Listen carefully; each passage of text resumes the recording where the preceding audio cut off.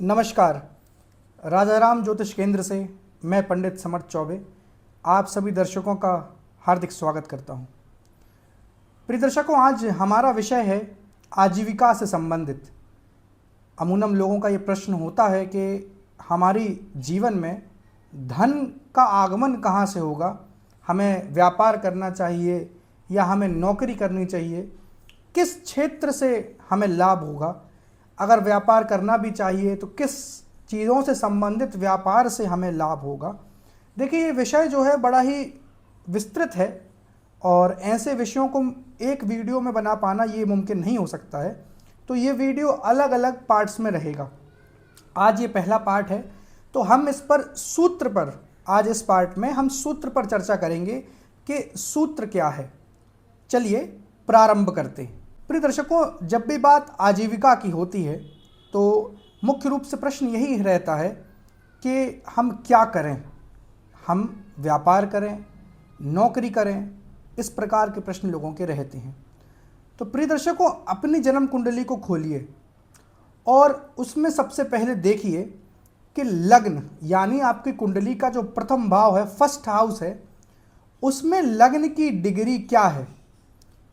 एक उदाहरण से समझ लेते हैं कि मान लीजिए किसी जन्म कुंडली में लग्न का मान 15 अंश पर है, यानी लग्न जो है वो 15 अंश पर हैं।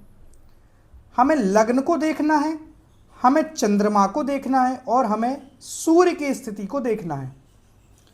लग्न जो है मान लीजिए 15 अंश पर, सूर्य मान लीजिए कुंडली में 2 अंश पर और चंद्रमा मान लीजिए कुंडली में 22 अंश पर है। इन तीनों में जो अंश से बली हो, बहुत ध्यान से समझिएगा। और ये जो सूत्र है वो हो सकता है कि कई लोगों के समझ में ना आए, इसीलिए मैं बोल रहा हूं कि इसको बहुत आराम से, बहुत धैर्य से समझिएगा।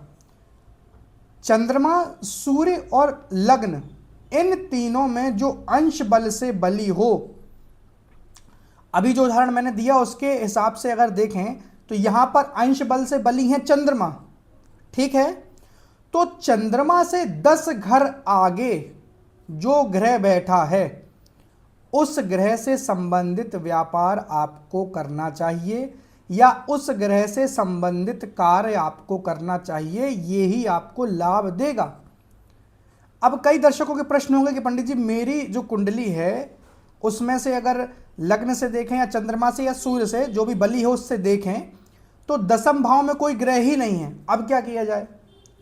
तो अगर आपकी कुंडली में चंद्रमा, सूर्य, लग्न, इन तीनों में से जो बलवान है उसके दसम भाव में कोई ग्रह नहीं है, हमें राशि से वहां पर मतलब नहीं है, मुख्य रूप से मतलब ग्रह से है। जब ग्रह नहीं होगा तब हम राशि को देखेंगे। अगर वहां पर ग्रह नहीं है तो उस राशि का स्वामी, मान लीजिए दसम भाव में, चंद्रमा से दसम भाव में आपकी मकर राशि पड़ रही है, तो मकर राशि के स्वामी हुए शनिदेव। तो मकर राशि के स्वामी शनिदेव नवमांश कुंडली में जिस भी राशि में बैठे हैं, उस राशिपति से संबंधित कार्य आपको करना है। एक बार फिर समझा देता हूं, अगर दसम भाव में कोई भी ग्रह नहीं है तो उस भाव का जो स्वामी है, उस राशि का जो स्वामी है, वो नवमांश में जाकर के जिस भी राशि में बैठा है, उस भाव के राशिपति से संबंधित कार्य आपको करना है। ये कार्य आपको लाभ देगा। अब कैसे समझें कि किस ग्रह से संबंधित कौन सा कार्य है।